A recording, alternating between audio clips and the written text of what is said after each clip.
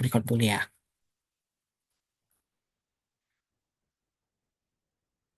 Nah,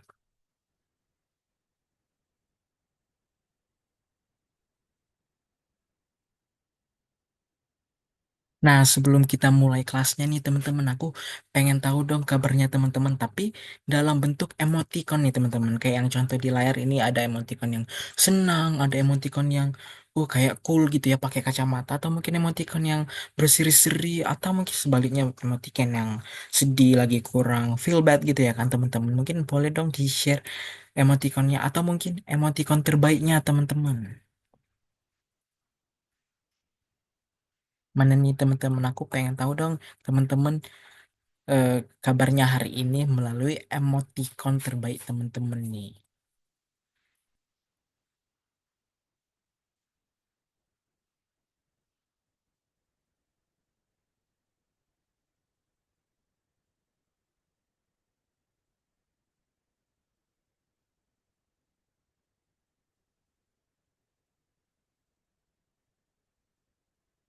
Oke, ada yang emot api menyala ya dari Gina, lalu ada dari emoticonnya dilanjut juga emoticon yang mata apa? Yang berbentuk hati gitu ya teman-teman. Terus dari Maharani juga ada emoticon yang senyum dari Maksud Miko kayak lagi ngantuk kali ya emoticonnya. Oke nih teman-teman, aku harap gimana pun kabar teman-teman hari ini, semoga semuanya dalam keadaan baik-baik saja, keadaannya sehat dan bisa beraktivitas seperti biasanya. Semoga juga teman-teman dilancarkan dalam proses meraih PTN impiannya teman-teman. Semangat belajarnya. Baik. Eh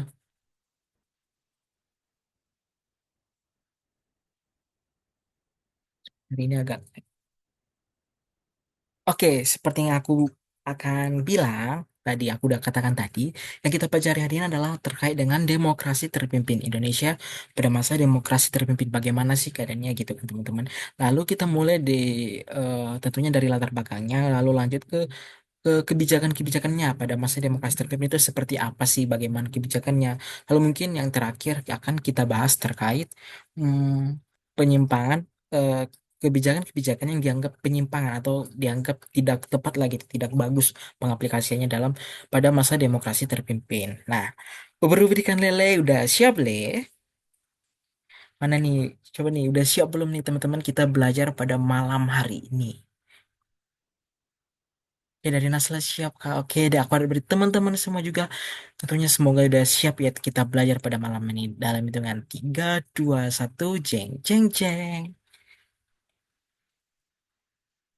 Oke, sebelumnya kita belajar, kita main game dulu nih teman-teman, biar teman-teman nggak tegang, nggak menegangkan gitu ya kelas kita hari ini. Kita mungkin boleh refresh otak kita boleh bermain game nih, teman-teman. Find the keyword, cari kata kunci yang akan kita pelajari nih teman-teman. Mungkin aku kasih waktu mungkin sekitar paling lama 3 menit nih teman-teman. Boleh dibalas di kolom komen nih apa yang teman-teman temukan nih, kata apa yang teman-teman temukan nih. Ada dari sekian puluhan huruf nih teman-teman. Teman-teman coba nih, ada nggak yang bisa nemuin?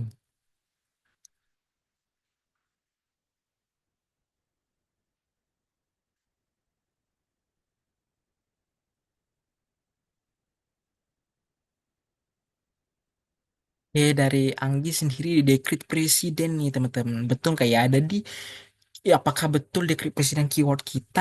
Oke, yang lain nih teman-teman selain Anggi nih, ayo apalagi nih kata-kata yang jadi keyword kita nih. Keyword untuk eh, materi kita hari ini nih teman-teman.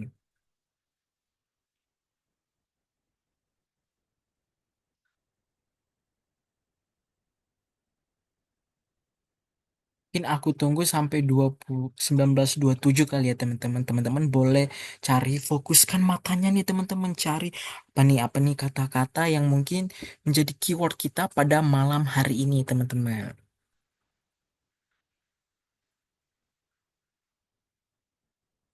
Oke, dari Lunara ada super smart. Apakah betul nih teman-teman? Yuk kita tunggu nih. Aku tunggu lagi nih jawaban-jawaban lainnya. Ada dari Anggitude Presiden, dari Lunara ada super smart. Yang lainnya mungkin apa nih teman-teman? Ya ada juga yang direct message ke aku DM dari Gina itu manipul. Apakah manipul ya betul nggak ya? Oke, nanti kita lihat nih teman-teman. Tunggu, oke, 1 menit lagi ya menuju 1927 nih teman-teman. Ayo yang lain. Oke, dari Indira juga Manipul, Manipul Usdek nih teman-teman. Oke, yang lain nih teman-teman ada nggak? Ada dekret presiden tadi ditemukan Anggi, lalu Super Semar, Manipul, Manipul Usdek. Terus apalagi nih keyword-keywordnya yang ada di sini. Mungkin aku kasih clue ada sekitar 7 keyword nih teman-teman. 7 keyword yang harus teman-teman cari. Nah, apalagi ya teman-teman, ada tadi katanya dekret presiden, ada katanya super semar, ada katanya manipul sama atau manipul usdek. Ayo nih teman-teman pusatkan pikirannya, fokuskan ke layar yang ada di baik dari handphone maupun layar laptop teman-teman. Cari nih kata-kata yang menjadi kata kunci materi kita pada malam hari ini.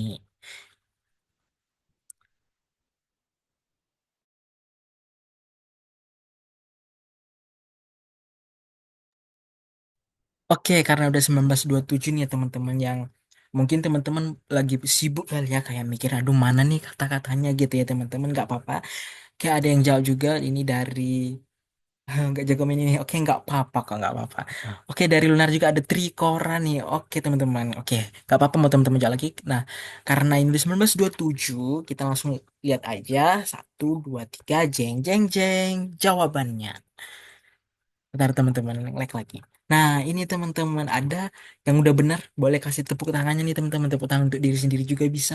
Kalian benar, kalian teliti juga ya teman-teman. Ada dekret presiden, ada Trikora yang tadi dijawab Lunara sama Manipul Usdek sama dari Lunara sama Kina juga. Lalu ada Super Semar, lalu ada ini Nevo nanti kita bahas. Lalu ada Tritura, lalu ada MPRS. Mungkin ini keyword kita pada malam hari ini gitu. Nah, langsung aja kita mulai ke materinya teman-teman.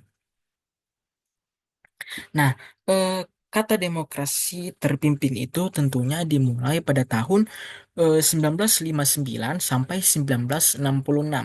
Nah, demokrasi terpimpin dimulai tahun 1959 itu karena tonggak berdirinya demokrasi terpimpin itu adalah dengan munculnya dekret presiden pada 5 Juli eh, 5 Juli 1959.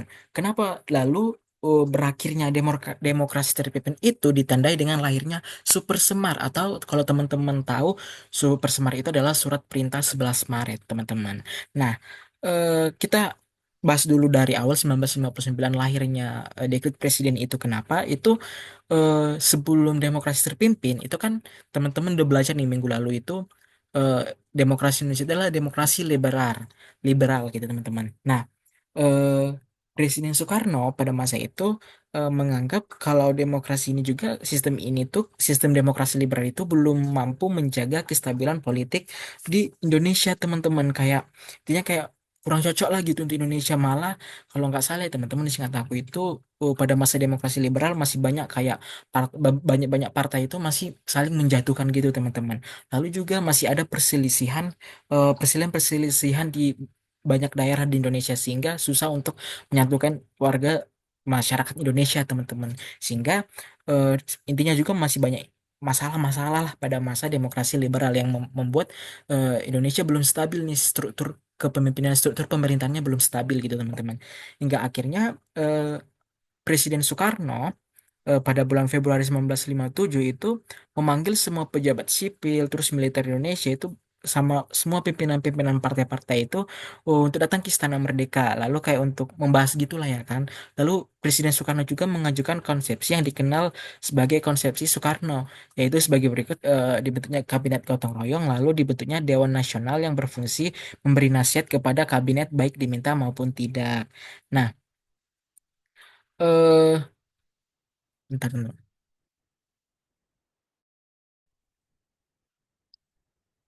Nah, mungkin aku bentar dikit ya.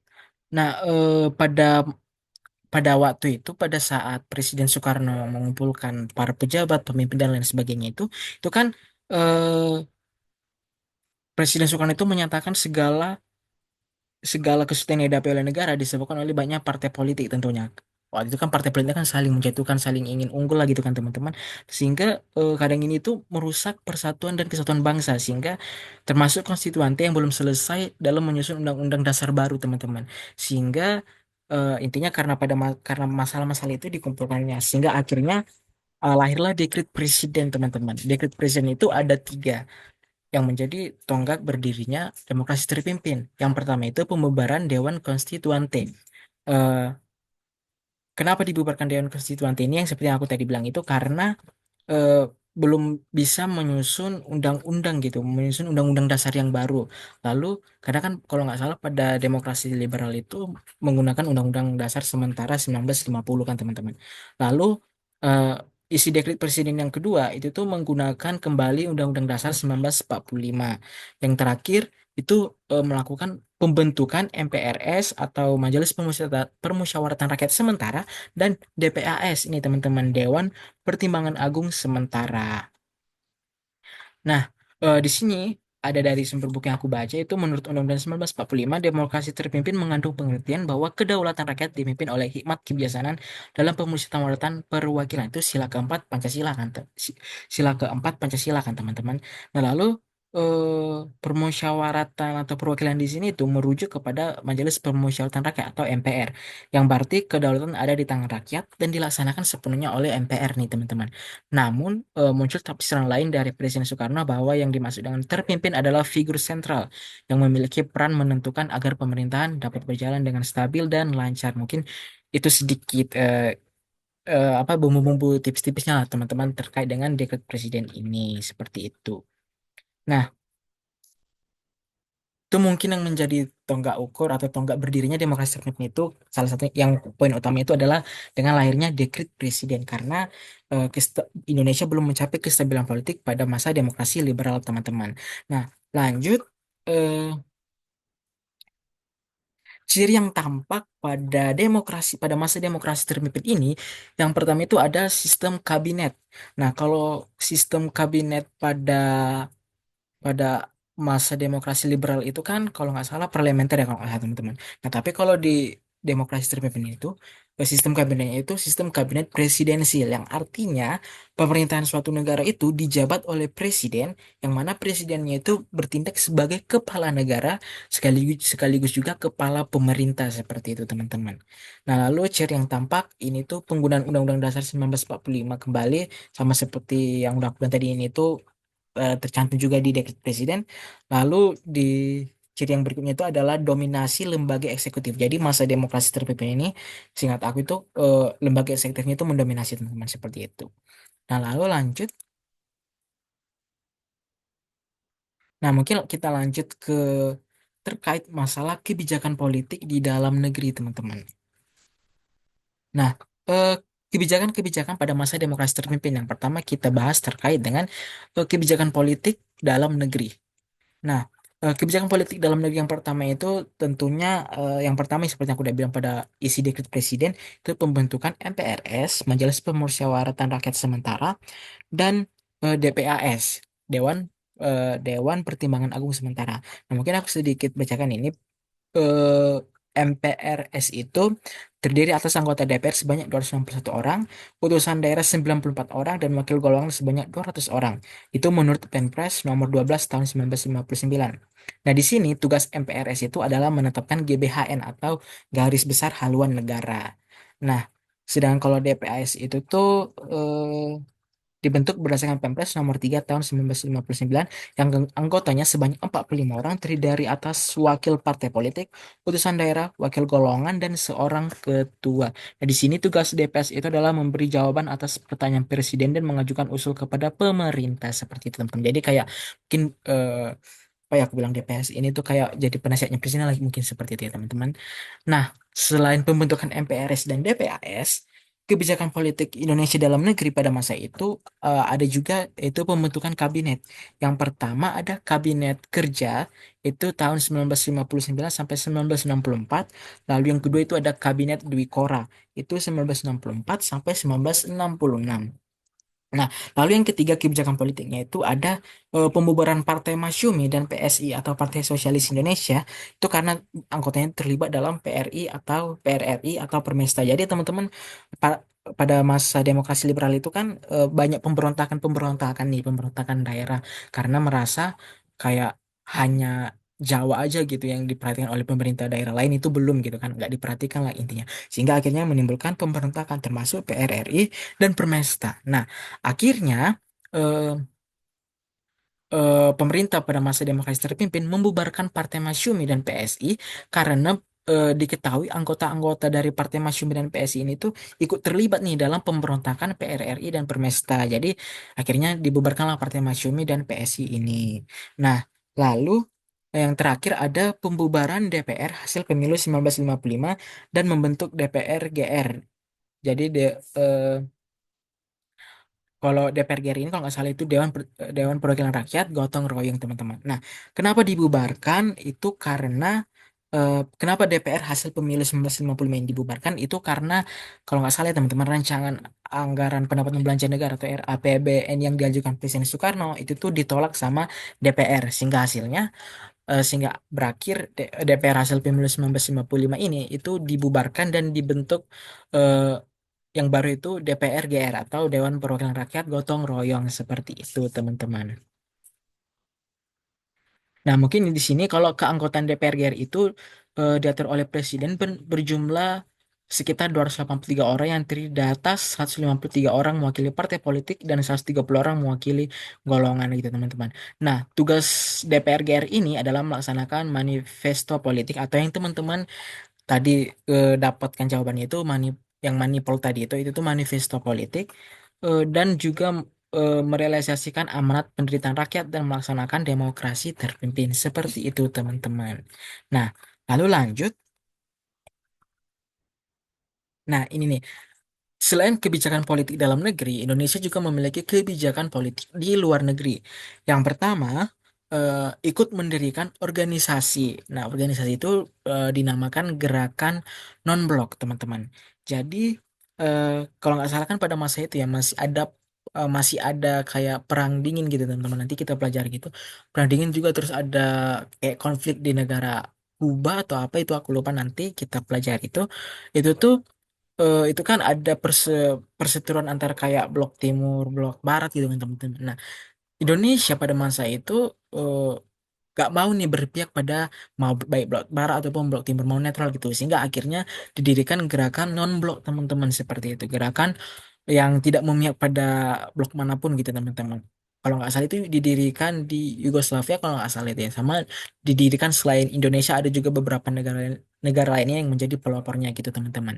Nah lalu yang berikutnya itu adalah mencanangkan Trikora atau Trikomando Rakyat. Jadi Trikomando Rakyat ini tuh upaya merebut Irian, fokus utamanya itu kayak upaya untuk merebut Irian Barat gitu teman-teman. Latar belakangnya gitu.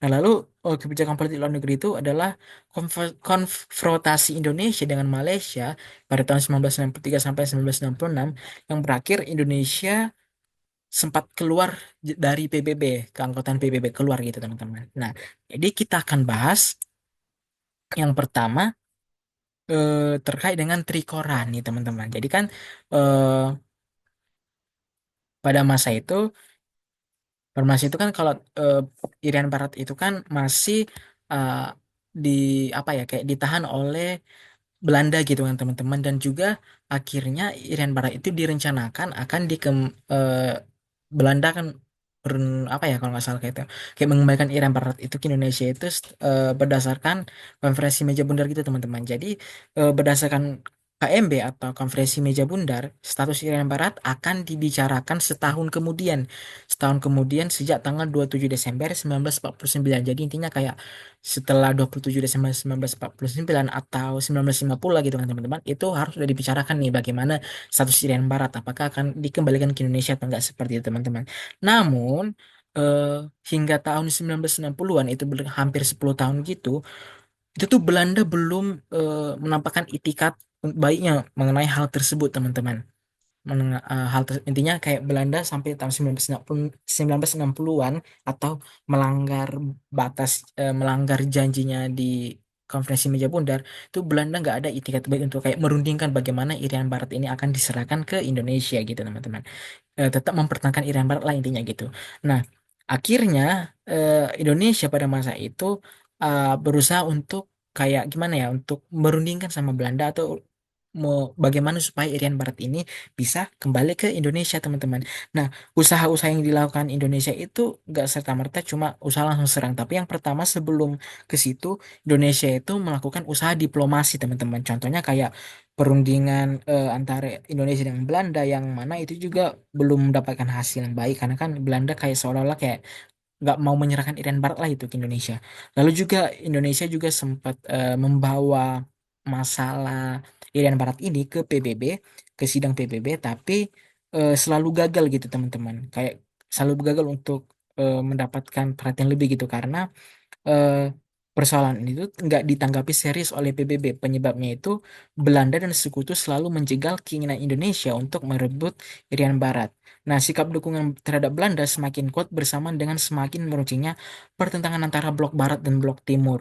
Nah, dengan demikian resolusi Irian Barat yang disponsori dan dengan demikian pada masa itu kalau nggak salah ada sekitar 21 negara yang ingin mendukung Irian Barat kembali ke Indonesia, tapi tidak dapat dimenangkan karena belum mencapai quorum lah, belum mencapai apa ya kayak belum mencapai ketuk palu atau quorumnya gitu lah, syarat untuk bisa menang lah gitu kan teman-teman. Nah, lalu eh, sebenarnya kan Indonesia udah mencoba jalur damai lah untuk bisa mengambil Irian Barat ini teman-teman kayak udah mencoba bagaimana jalur-jalur damai jalur perundingan tapi balik lagi kayak aku udah bilang kayak PBB-nya membawa ke sidang PBB-nya gagal mencoba untuk berunding ke pemerintah Belandanya juga gagal nggak bisa-bisa akhirnya Indonesia itu eh, melakukan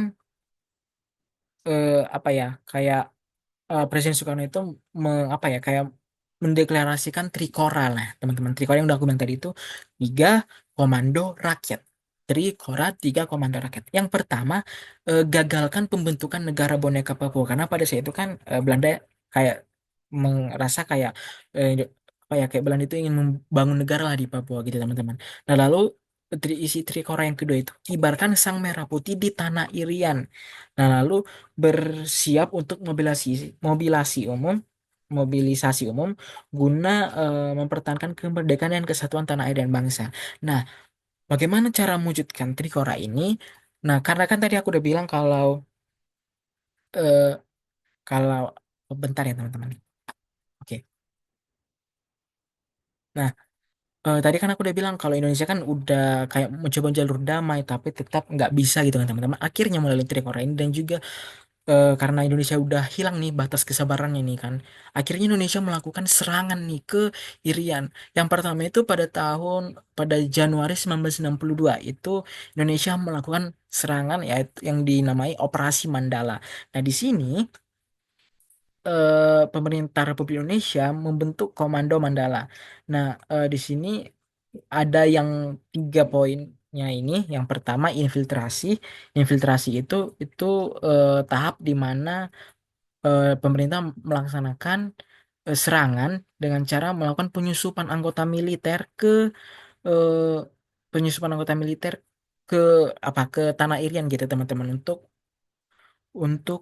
menciptakan daerah bebas de facto. Lalu yang berikutnya ada eksploitasi. Ini tuh serangan langsung ke pos Belanda teman-teman. Jadi eh, langsung diserang lagi tuh pos Belanda yang ada di Irian Barat. Lalu berikutnya ada konsolidasi yaitu tahap mengambil alih alias tahap ingin kayak ya udah kita langsung ambil alih nih teman-teman kita langsung mutlak kita rebut nih Irian dari Belanda jangan biarkan Belanda mengambil eh, Irian dari kita gitu teman-teman. Intinya langsung direbut gitu.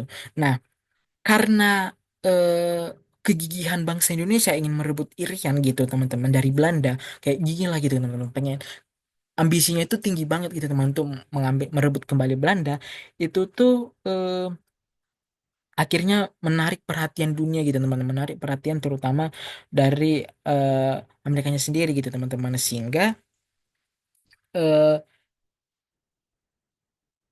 eh, sehingga di sini PBB akhirnya mengirim perwakilannya atau perwakilan diplomatnya itu melalui dari apa ya kayak dari Amerika Serikat yaitu di sini namanya Ellsworth Bunker nih untuk menengahi konflik RI dan Belanda.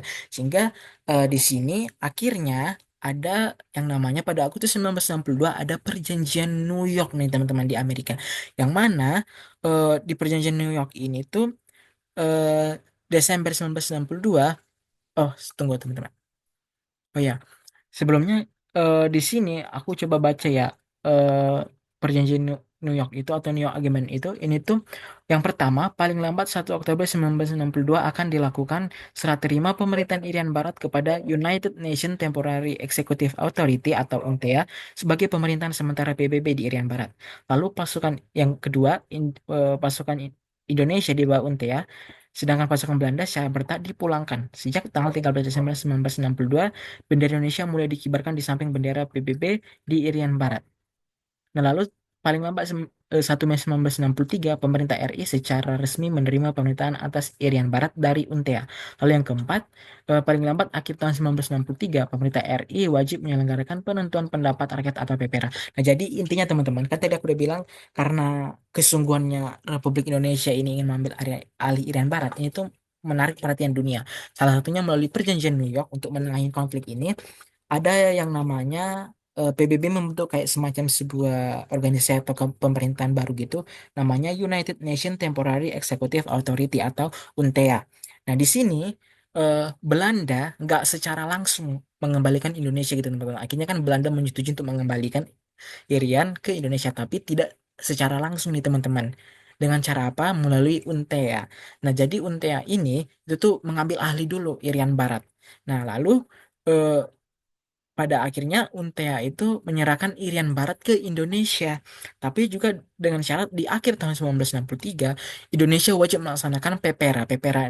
PPRA ini tuh artinya penentuan pendapat rakyat yang mana rakyat di Irian Barat harus ditanya, harus kayak dikumpulkanlah pendapatnya kayak semacam survei ya gitu teman-teman untuk ditanyakan mereka mau tinggal, mereka mau berada di bawah kekuasaannya Indonesia, Republik Indonesia atau enggak gitu teman-teman. Supaya tahu gitu kan teman-teman untuk statusnya Irian Barat ini Indonesia atau enggak gitu teman-teman. Nah, pada akhirnya masyarakat Irian Barat gitu semuanya itu menyatakan dengan mutlak akan bergabung dengan Indonesia, tidak dengan Belanda ataupun bangsa lainnya gitu teman-teman. Akhirnya eh, Irian Barat akhirnya salah jadi bagian dari Indonesia seperti itu teman-teman.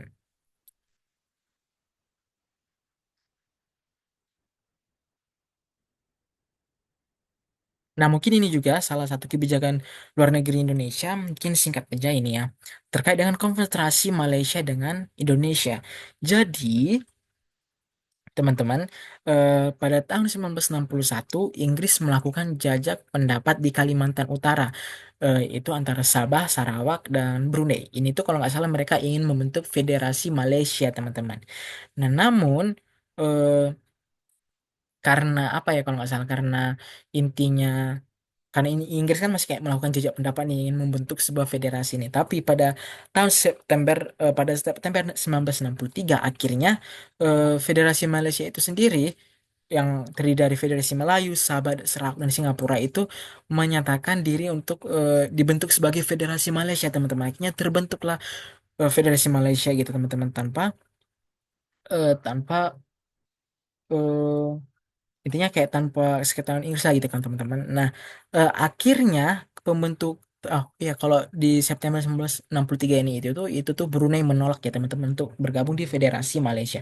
Nah, karena eh, Inggris membentuk Federasi Malaysia, teman-teman, ini tuh mengundang kemarahan dari negara Filipina dan Indonesia, khususnya Indonesia ya, terutama khususnya dari Presiden Soekarno. Kenapa Presiden Soekarno marah gitu kan, teman-teman? Karena Presiden Soekarno beranggapan bahwa jika Federasi Malaysia terbentuk gitu gara-gara dari Inggris itu sendiri itu Presiden Soekarno menganggap Malaysia akan menjadi kayak ante-antenya tentara eh, ante-antenya negara apa ya negara kolonialisme gitu negara penjajahnya gitu kan ante-antenya Inggris lah gitu kan teman-teman dan ditakutkan eh, Federasi Malaysia ini akan menjadi ancaman revolusi bagi Indonesia sendiri teman-teman sehingga Presiden Soekarno waktu itu marah gitu kayak nggak terima lah gitu kan teman-teman. Nah lalu pada tahun 1964 lahirlah Dwi Kora, Dwi Komando Rakyat. Yang pertama itu tuh Perketat Pertahanan Revolusi Indonesia Lalu yang kedua, bantu perjuangan rakyat di Kalimantan Utara. Jadi Kalimantan Utara itu ada kayak Sabah, Sarawak, Brunei. Jadi maksudnya bantu perjuangan rakyat Kalimantan Utara itu tuh maksudnya bantu perjuangan rakyat Kalimantan Utara yang tidak mau bergabung ke Federasi Malaysia, Malaysia karena ada juga beberapa yang nggak mau gitu teman-teman.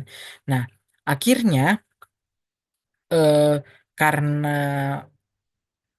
yang Federasi Melayu, Sabah, Sarawak, dan Singapura ini membentuk Federasi Malaysia, akhirnya dan kan Presiden Soekarno marah nih teman-teman. Nah, pada akhirnya pada 7 Januari 1965 di sidang PBB itu Indonesia memutuskan keluar dari PBB karena juga keputusan PBB itu juga keputusan PBB terutama Dewan Keamanan PBB itu mengangkat Malaysia sebagai dewan tidak tetap sehingga akhirnya mengundang kemarahan Presiden Soekarno teman kayak kurang setuju lah gitu teman-teman. Sehingga itu mungkin jadi konfliknya konfederasi Malaysia dan Indonesia. Nah, itu konfliknya itu berlangsung sekitar 1963 kalau nggak salah sampai 1966. Indonesia itu hubungan Malaysia dan Indonesia itu kayak kurang baik lah teman-teman. Nah itu nanti mulai membaik itu pada masa Orde Baru, pada masa Presiden Soeharto nanti itu teman-teman pelajari. Nah, lanjut ber apa tadi itu kan kita udah bahas terkait kebijakan politik dalam negeri, luar negeri, lalu kita masuk ke kebijakan ekonomi. Jadi eh, pada masa demokrasi terpimpin teman-teman, itu masih adanya inflasi teman-teman. Nah, sehingga gara-gara inflasi ini eh, pemerintah melakukan yang pertama adalah sunering. Sunering itu kalau nggak salah teman-teman itu tuh nilai mata uang itu diturunkan. Seperti teman-teman bisa lihat pada 1959 itu tuh uang itu kayak misalnya 500 perak itu diturunkan menjadi 50. Lalu yang maaf 500 rupiah itu diturunkan menjadi 550 rupiah. Lalu yang 1000 rupiah itu diturunkan menjadi 100 rupiah. Lalu eh, di tahun 1959 ini ada juga dilakukan pembekuan simpanan di atas 25 atas 25 rupiah. Jadi kalau ada tabungan atau simpanan itu di atas 25 rupiah itu tuh akan dibekukan teman-teman untuk mengurangi beredarnya uang supaya bisa menekan inflasi teman-teman.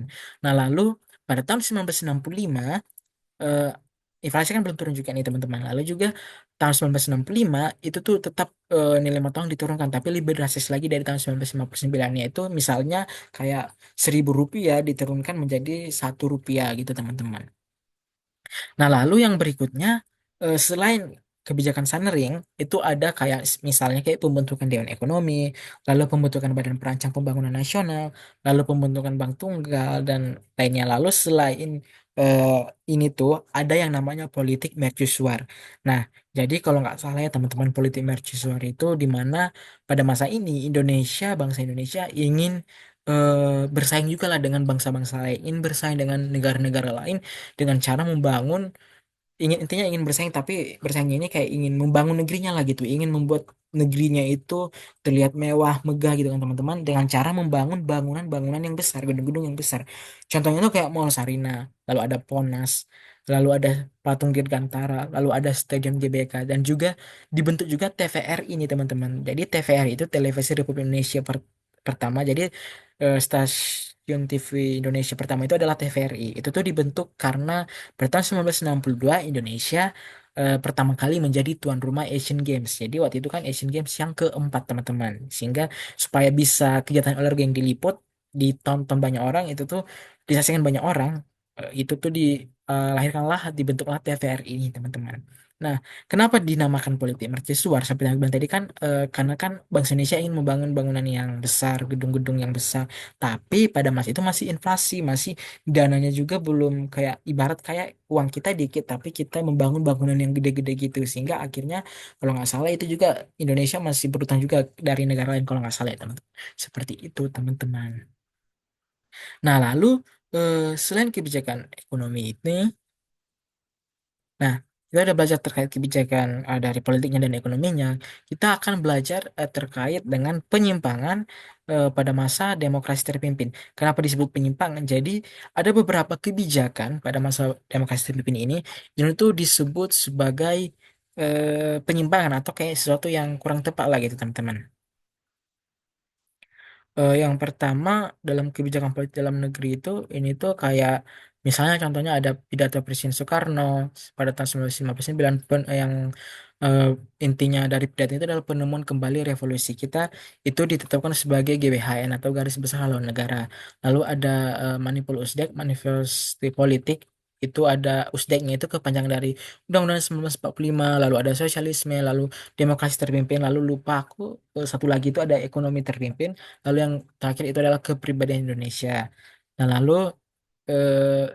yang selain itu ada penyimpangan lain yang disebut ini tuh kayak peristiwa pembubaran DPR hasil pemilu 1955. Lalu eh, ini mungkin ada pengangkatan Presiden Soekarno sebagai presiden seumur hidup. Jadi mungkin contohnya ini pengangkatan Presiden Soekarno sebagai presiden seumur hidup itu kan kayak eh, kurang tepat gitu kan teman-teman. Jadi itu dianggap sebagai penyimpangan gitu karena menganggap bahwasannya Presiden Soekarno itu ingin menjadi presiden yang menguasai Indonesia seumur hidupnya gitu teman-teman.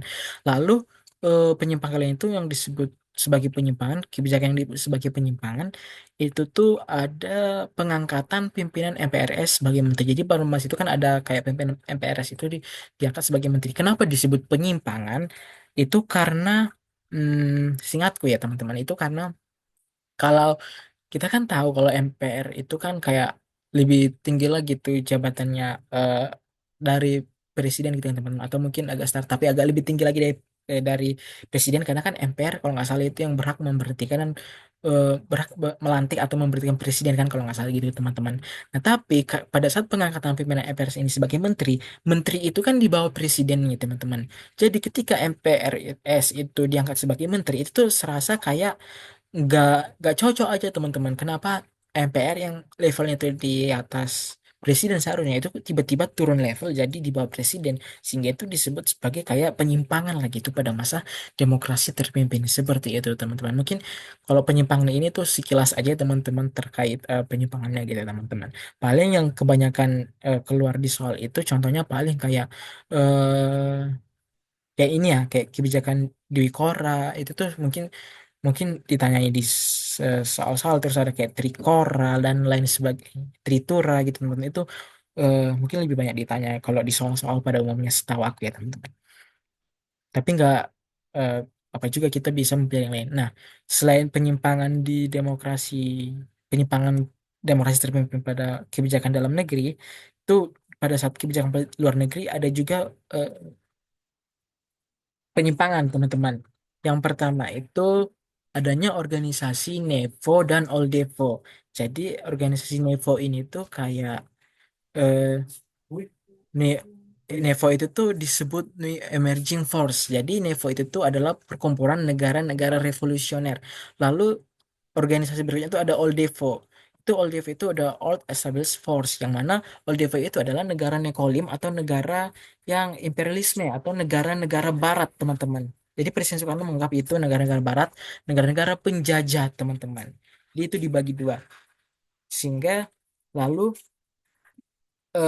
berikutnya, oh ya, mohon maaf, sebelum kita ke NEVO dan OLDEVO itu kan di kebijakan politik luar negeri tadi seperti aku udah bilang, Indonesia itu kan membentuk GBHN atau maaf Gerakan Non Blok, yang mana itu maksudnya Indonesia tidak Indonesia dan negara-negara yang tergabung di Gerakan Non Blok itu tidak ingin memihak pada baik blok barat maupun blok timur nih teman-teman. Tapi di sini kenapa disebut penyimpangan? Karena Presiden Soekarno kayak bangsa Indonesia itu kayak mengkotak-atikkan negara-negara gitu kayak NEVO dan OLDEVO, negara-negara yang revolusioner dan negara-negara penjajah, negara imperialisme kolonialisme gitu teman-teman. Seperti itu. Nah, lalu ini nyambung ke pembentukan penyimpangan berikutnya itu ada pembentukan poros Jakarta, Peking dan Pyongyang. Jadi maksudnya pembentukan poros ini, jadi kan pada masa itu kan masih ada perseteruan antara blok barat dan blok timur. Jadi karena ini itu tuh Indonesia walaupun Indonesia udah kayak gerakan non blok, gerakan yang netral lah gitu kita bilang teman-teman, itu tuh serasanya Indonesia seperti seolah-olah memoros ke blok timur teman-teman, padahal kan gerakan non blok. Jadi sehingga ini tuh disebut kayak penyimpangan lagi tuh dari yang seharusnya gitu teman-teman, seperti itu. Nah, lalu berlanjut dari Nevo dan Aldevo tadi itu tuh di, dibentuk adalah pembentukan CONEVO atau Conference New Emerging Force. Itu kayak konferensi yang dibentuk seperti misalnya kayak tandingannya PBB. Itu dianggap sebagai penyimpangan, teman-teman. Nah, lalu selain itu adalah pembentukan Ganevo. Jadi Ganevo ini itu kayak semacam Asian Games lah atau Olimpik, teman-teman kalau teman-teman tahu. Nah, lalu kebijakan luar negeri yang mungkin paling krusial ini teman-teman itu Indonesia keluar dari PBB. Ini tuh gara-gara Indonesia keluar dari PBB ini tuh membuat Indonesia semakin terkucilkan di pergaulan internasional gitu. Kayak kamu keluar dari organisasi yang besar gitu terus kayak jadinya kayak kita hilanglah eh, apa ya kayak hilanglah vibes kita di organisasi tersebut seperti itu teman-teman. Nah, bagaimana berakhirnya masa demokrasi terpimpin di teman-teman? Nah, jadi mungkin singkat aja teman-teman, seperti yang aku bilang tadi, eh, mungkin kita mulai dari 1965, demo suasana memanas, suasana demokrasi terpimpin memanas pada tahun 1965, di mana ada peristiwa G30 SPKI. Nah, jadi karena konfrontasi dengan Malaysia, konflik-konflik lainnya, ini tuh membuat PKI merasa kayak udah bisa nih semakin besar peluangnya untuk membuat Indonesia menjadi negara komunis, teman-teman. Tapi sehingga akhirnya pada tahun 1965 PKI itu kayak melancarkan serangan untuk membunuh TNI tentara tentara-tentara di Indonesia ya, karena mereka beranggapan bahwasannya tentara-tentara inilah yang menghambat tujuan mereka untuk membentuk Indonesia menjadi negara komunis. Sehingga pada 1965 terjadilah peristiwa G30 SPKI. Itu eh, itu kan teman-teman dibunuh ya atau dibunuh lalu di tujuh tentara tujuh apa itu kalau nggak salah aku lupa itu dibunuh lalu dibuang atau dicampakkan di lubang yang disebut lubang buaya teman-teman.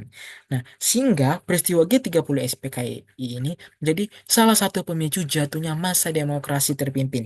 Nah, eh, karena G30 SPKI ini tuh nggak mendapat respon yang baik dari masyarakat, justru masyarakat itu kayak kurang suka nih, nggak suka gitu kan teman-teman sama peristiwa G30 SPKI ini itu kayak mendapat respon yang kurang baik gitu, justru malah menghujat PKI-nya gitu. Itu masyarakat demonstrasi teman-teman, masyarakat kayak berdemo, masyarakat ingin kayak menuntut keadilan dengan melalui eh, Tritura teman-teman. Tritura itu adalah tiga tuntutan rakyat. Yang pertama, bubarkan PKI.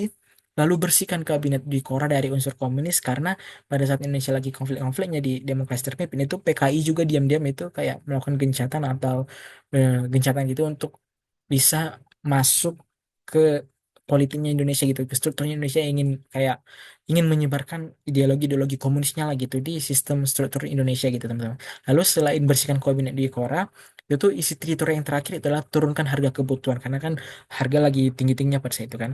Nah, singkat aja, jadi karena adanya tritura, demonstrasi, banyak konflik yang terjadi pada tahun mendekati 1965 gitu sampai 1966, ini tuh akhirnya kayak memanas lagi dengan teman-teman konfliknya hingga akhirnya eh, kalau nggak salah ada yang namanya seorang Letjen Soeharto itu diberi surat perintah 11 Maret oleh Presiden Soekarno supaya untuk kayak kayak memberantas PKI ini teman-teman, memberantas PKI, membubarkan PKI teman-teman. Dan akhirnya Presiden Soekarno itu bisa sebagai pengemban Super Semar, sebagai karena diamanatkan gitu melalui Super Semar, Legend Soeharto mengambil langkah-langkah populer di mata masyarakat. Itu kayak tanggal 12 Maret 1966 itu Legend Soeharto membubarkan PKI. Lalu tanggal 18 Maret 1966 itu Legend Soeharto menangkap 15 orang menteri yang berhaluan komunis. Sehingga eh, ya akhir-akhirnya karena apa gitu kan teman-teman akhirnya eh, di sini juga terjadi pelimpahan kekuasaan dari Presiden Soekarno kepada Letjen Soeharto. Jadi karena pelimpahan kekuasaan dari Presiden Soekarno kepada Letjen Soeharto artinya Presiden Soekarno eh, dicabut jabatan dari presiden dan Letjen Soeharto diangkat menjadi Presiden Indonesia pada setelah Presiden Soekarno gitu, setelah Super Semar gitu teman-teman. Jadi Letjen Soeharto ini diangkat menjadi Presiden kedua Indonesia, Presiden setelah Bapak Soekarno gitu teman-teman. Nah, mungkin intinya itu aja sih teman-teman. Ya seperti balik lagi aku bilang kayak awal mulanya demokrasi terpimpin ini itu tentunya tonggaknya itu karena lahirnya dekret presiden. Dekret presiden itu kan kayak dekret apa ya kayak aku bilang tadi itu. Bentar.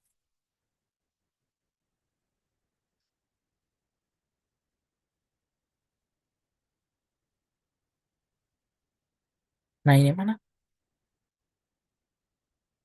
Nah, ini pembubaran Dewan Konstituante, mengundang Undang-Undang 1945, dan pembentukan MPRS dan DPAS. Nah, hingga akhirnya eh, karena konflik memanas, lalu ada lagi peristiwa G30 SPKI, dan Ledjen Soeharto lah yang mempunyai peranan untuk menumpas PKI. Akhirnya lahir juga lah Super Semar ini gitu kan teman-teman. eh, Membuat apa ya, kayak Presiden Soekarno, apa maaf, kayak membuat adanya pengalihan kekuasaan dari Presiden Soekarno ke Ledjen Soeharto menjadi presiden, pemegang peranan menjadi kepala negara dan kepala pemerintahan Indonesia pada masa itu teman-teman. Sehingga itu menjadi tanda berakhirnya demokrasi terpimpin seperti itu teman-teman. Nah,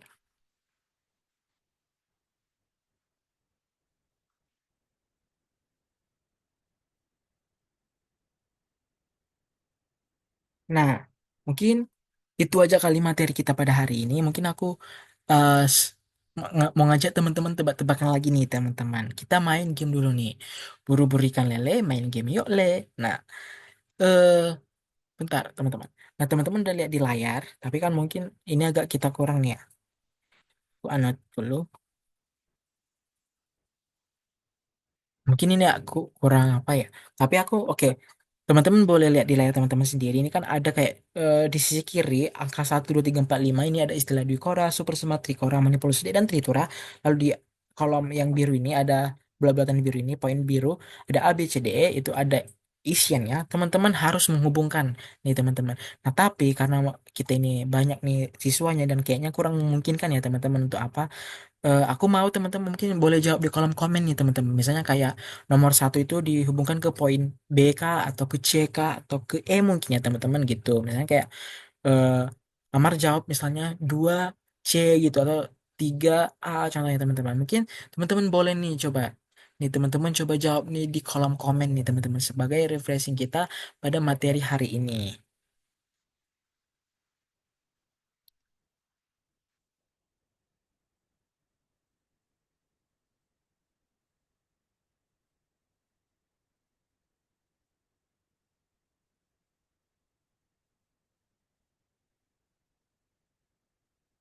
Ayo nih teman-teman, kira-kira menurut teman-teman semua di Quora itu lebih cocok disandingkan ke A, B, C, D, atau E ya teman-teman? Atau Super Semar itu eh, disandingkan kemana nih teman-teman?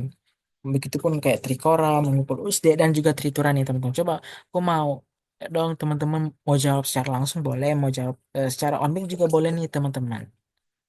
Atau melalui kolom komen nih teman-teman. Mungkin aku tunggu sampai 2010 kali ya. Ya dari Gina 3A betul nggak ya? Oke, dari Kania ada 2D gitu teman-teman. Yang lain nih teman-teman, menurut teman-teman mana nih yang tepat pasangannya?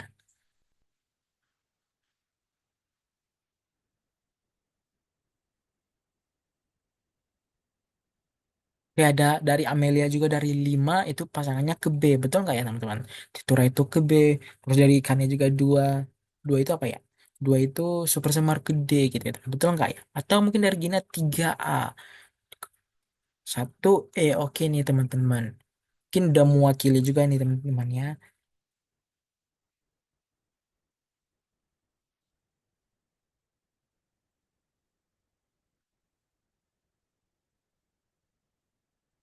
Oke, mungkin kita langsung aja ya teman-teman. Mungkin teman dari Kania, Gina dan lain teman ini udah mewakili kali gitu.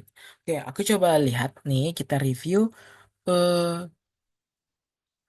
dari Gina 3 itu ke A nih teman-teman. Trikora ke A. Trikora itu kan 3 komando rakyat. Seperti yang aku bilang tadi, 3 komando rakyat itu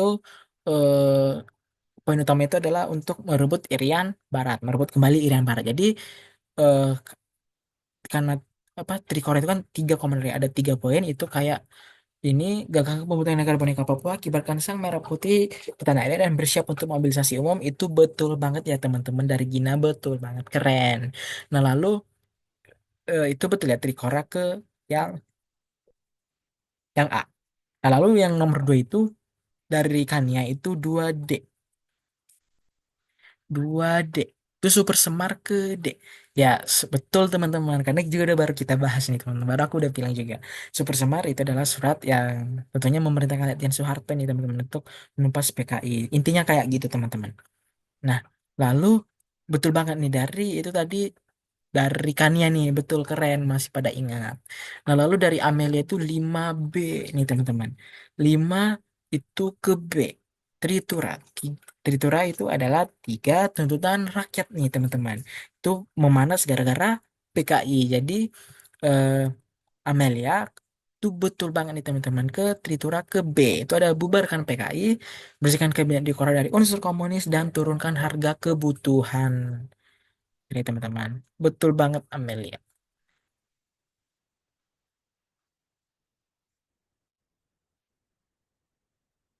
Di 3A terus uh,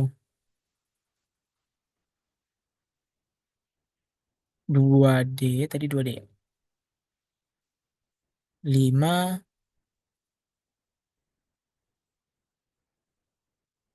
Nah ini sisa ada eh, tadi juga dari Amelia tadi udah terus dari NASA 1E teman-teman 1E Dwi Kora. Jadi Dwi Kora itu seperti yang aku bilang tadi itu tuh lahir gara-gara konfederasi Malaysia dan Indonesia karena Malaysia pada saat itu oleh Inggris membentuk Federasi Malaysia. Jadi jawabnya betul bangetnya teman-teman nomor 1 karena si Dwi Kora itu sendiri adalah perketat teman-teman perketat pertahanan Republik Indonesia yang pertama, lalu bantu perjuangan rakyat Kalimantan Utara yang mungkin tidak mau membentuk Federasi Malaysia ya teman-teman. Nah, eh, yang empat ini otomatis tentunya C ya dari Maharani Saraya juga tiga A dan 4C betul banget nih teman-teman. Jadi Manipul Usdek itu adalah manifest politik yang Usdeknya itu adalah U Undang-Undang Dasar 1945, S sosialisme, D yaitu demokrasi, lalu demokrasi terpimpin, lalu yang yaitu ekonomi terpimpin dan eh, K-nya itu kepribadian Indonesia. Seperti itu teman-teman. Oke, teman-teman keren banget nih yang udah jawab. Artinya teman-teman eh, masih ingat nih sama materi yang udah kita pelajari tadi nih. Keren banget nih tepuk tangan untuk teman-teman semua. Aku harap juga teman-teman yang belum jawab nggak apa-apa, tapi tetap mengikuti pelajaran kita hari ini. Teman-teman juga menjawabnya gitu teman-teman. Walaupun mungkin nggak secara langsung jawabnya di kolom komen kayak teman-teman yang lain. Nggak apa-apa. Teman-teman udah keren. Eh, nah, teman-teman.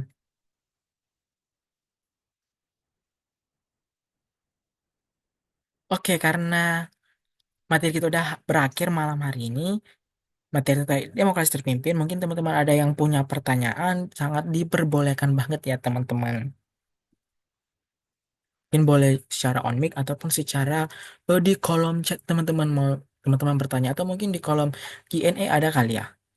Itu teman-teman yang mungkin mau nanya secara anomali atau nggak mau namanya nampak itu teman-teman boleh banget bertanya teman-teman. Sembari menunggu pertanyaan juga, aku izin share langsung link presensi ya teman-teman supaya nggak kelamaan.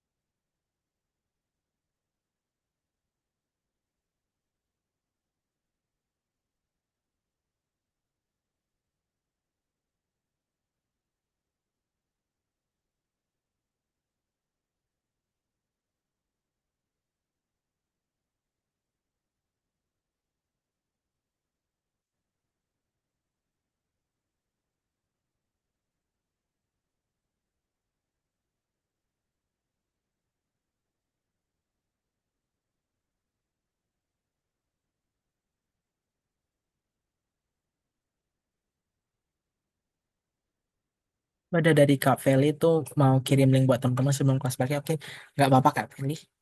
Oke Kak Feli.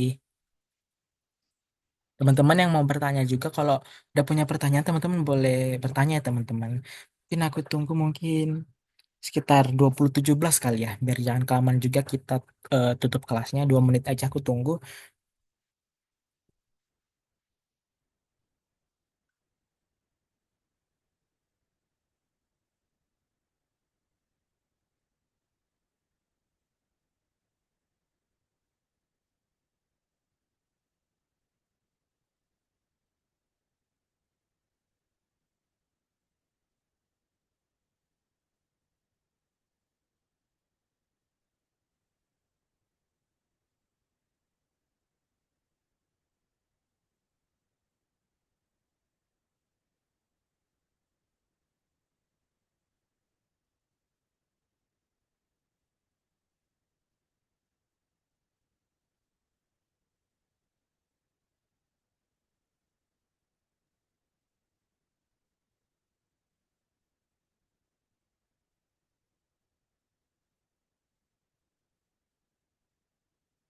Judul materinya ya, bentar ya. Kalau di RPP sebenarnya judul materinya, bentar aku ketikkan.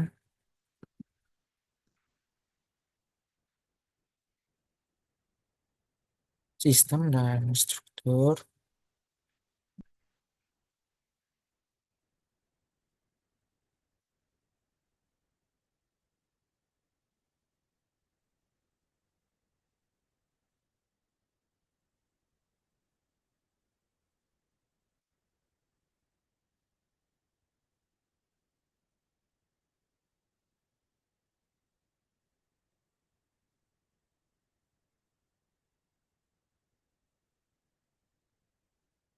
Jadi judul materi kita sebenarnya itu adalah sistem dan struktur politik Indonesia pada masa demokrasi terpimpin. Oke, bentar ya.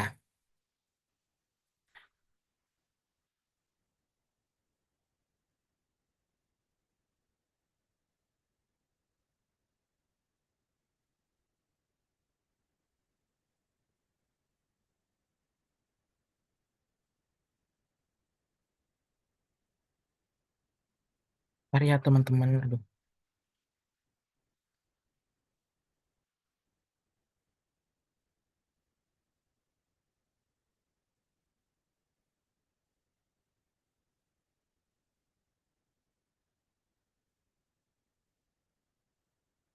ya ada pertanyaan ini tadi ya dari Kania. eh Kenapa mata uang Indonesia kembali berubah jadi 1.000 rupiah? Kenapa Indonesia lebih pakai yang 1.000 daripada yang nominal satuan sat, eh, daripada nominal satuan 1 rupiah gitu ya, kayak dolar itu kan pakai satuan. Oh iya, bentar ya.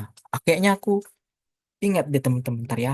Aku lupa-lupa ingat, cuma aku kayaknya pernah cari sumbernya itu. Bentar ya, aku coba cari alasannya itu.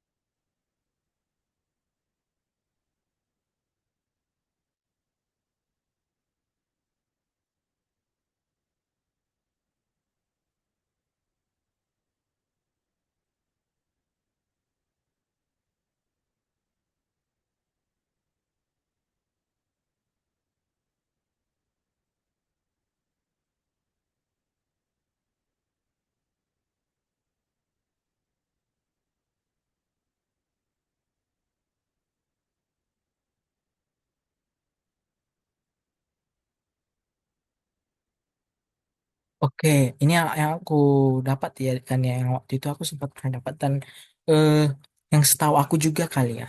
Nah, kenapa Indonesia menggunakan nominal 1.000 rupiah lagi gitu ya teman-teman? Nah kan kayak mungkin pertanyaan ini gara-gara tadi Indonesia sempat menurunkan nilai mata uang jadi memotong gitu ya. Nah, kenapa Indonesia lebih pakai yang 1.000 daripada yang nominal atau satuan kayak Rp1? Yang pertama, kan tadi setelah Sandering 1965 itu setelah Sandering 1965 itu Indonesia juga masih tetap mengalami inflasi gitu teman, masih inflasi. Bahkan beberapa dekade berikutnya itu tuh Indonesia masih tinggi banget inflasinya gitu teman-teman. Nah, ini inflasi membuat harga barang dan jasa terus naik sehingga uang pecahan kecil seperti kayak 1 rupiah atau 5 rupiah itu jadi kurang bernilai dalam transaksi sehari-hari. Nah, mungkin akhirnya pemerintah melakukan pecahan uang yang lebih besar kayak 1.000 rupiah, 5.000, bahkan sampai 100.000. Nah, lalu faktor lainnya itu karena seiring eh, apa ya kayak perkembangan ekonomi gitu, itu dan perubahan harga juga itu kebutuhan masyarakat itu berubah. Jadi pecahan besarnya itu lebih praktis karena mencerminkan nilai barang dan jasa saat ini teman-teman gitu. Lalu eh,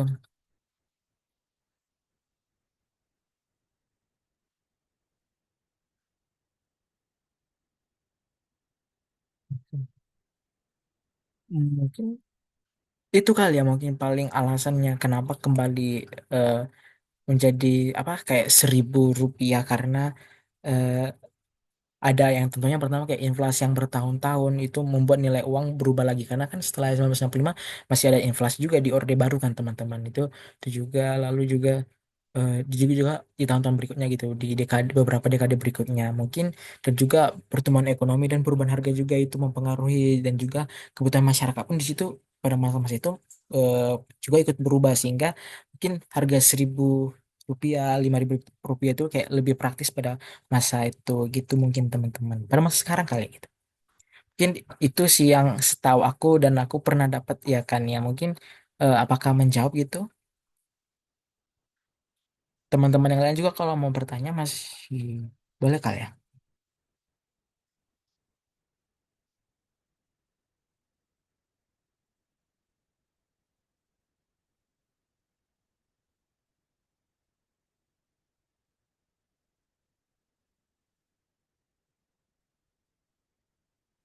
Oke kan ya sama-sama. Oke, mungkin ini juga udah lewat kali ada 2017 mungkin Kak Feli sendiri tadi katanya mau kirim link gitu ya sebelum sama teman-teman gitu. Mungkin aku persilakan kali ya Kak Feli. Iya, lo semuanya. Sebelumnya makasih buat Kak Theo. Aku cuma bentar aja. Di sini aku mau ngirim link buat teman-teman. Ini ada kayak link Padlet gitu. Teman-teman bisa isi.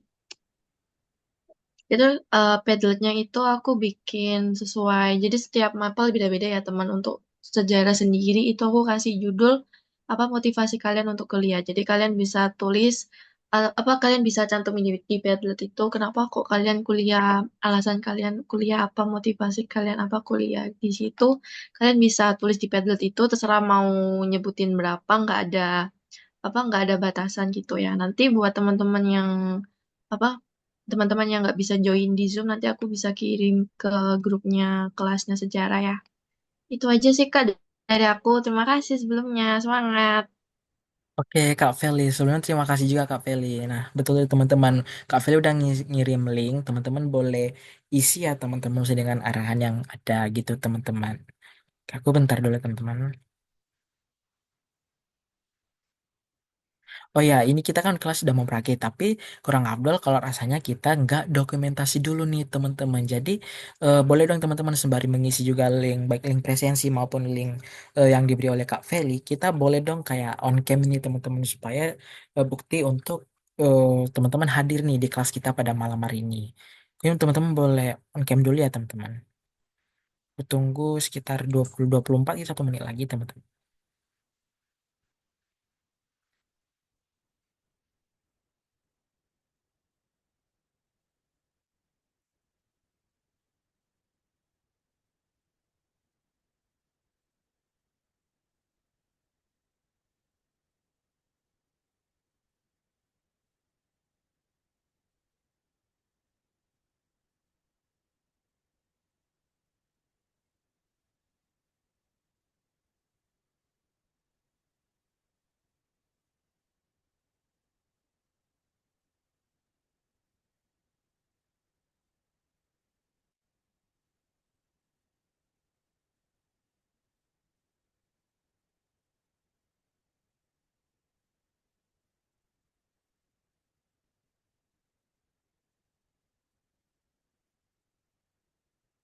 Oke nih teman-teman boleh on cam dong teman-teman kita yuk on cam sebelum kelas berakhir kita on cam biar dokumentasi nih teman-teman.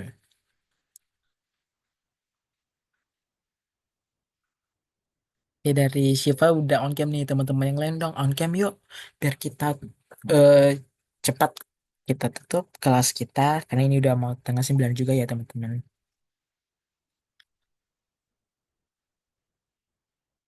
Mungkin aku tunggu 1 menit lagi dari 20.26 kita langsung eh, dokumentasi yang ambil dokumentasi. Mungkin dari teman-teman lain yang masih bersiap-siap boleh banget bersiap-siap dulu gitu teman-teman rapin rambut pikirin pose terbaiknya nih teman-teman untuk dokumentasi kita.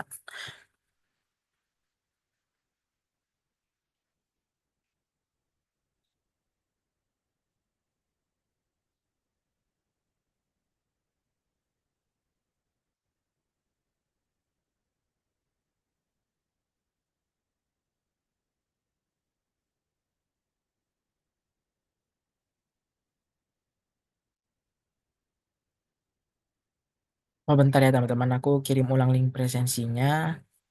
Teman-teman, buat teman-teman yang belum,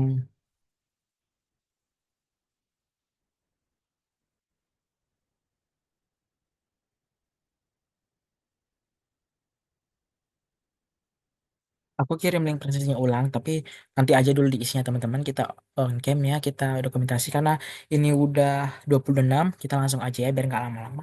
Mungkin aku izin ambil dokumentasi, teman-teman boleh kasih gaya terbaiknya nih teman-teman. Tuh, dua, tiga. Sekali lagi, satu, dua, tiga. Oke, mungkin boleh deh yang satu gaya lagi nih teman-teman. Gaya lagi nih, ganti gaya nih teman-teman. Sekali lagi nih. Aku hitung ya. Satu, dua, tiga. Oke, slide yang kedua. Satu, dua, tiga. Oke nih teman-teman, kelas kita udah berakhir, udah selesai nih materi kita pada hari ini demokrasi terpimpin. Aku harap teman-teman yang udah join ini hari ini memang betul-betul ngikut dari awal sampai akhir dan semoga materi hari ini bisa bermanfaat bagi teman-teman karena bisa aja ini materi keluar di baik itu soal ujian sekolah nih teman-teman gitu teman-teman. Nah, yang tentunya bisa bermanfaat nih bagi teman-teman. Sekali lagi aku juga mengucapkan minta maaf kalau selama kelas mungkin aku ada kekurangan terutama di kesalahan teknis tadi ya teman-teman, harusnya kita mulai lebih cepat nih teman-teman, aku minta maaf tapi aku apresiasi teman-teman masih mau stay tetap sampai berakhir di sini dan mungkin itu aja dari aku. Mungkin teman-teman semangat terus belajarnya, jangan lupa istirahat, jangan jangan lupakan kesehatannya teman-teman. Mungkin dari aku itu aja kali ya, jangan lupa juga isi presensi sama isi link Padlet yang diberikan Kak Fel ya teman-teman. Mungkin itu aja dari aku, selamat malam, bye bye. Ya, sama-sama. Makasih banyak. Makasih sama-sama, teman-teman.